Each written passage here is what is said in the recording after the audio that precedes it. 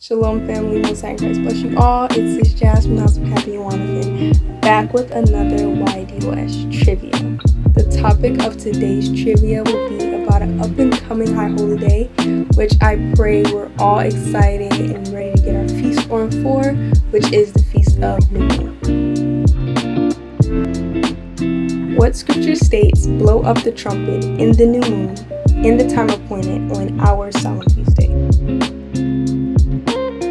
Is it A, Genesis chapter 1 verse 4, B, Psalms chapter 81 verse 3, C, Exodus chapter 20 verse 8, or D, Amos chapter 8 verse 5?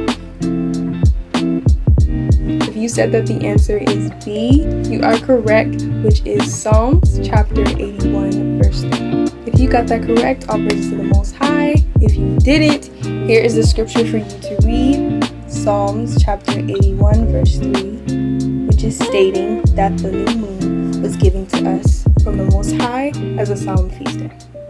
Shalom.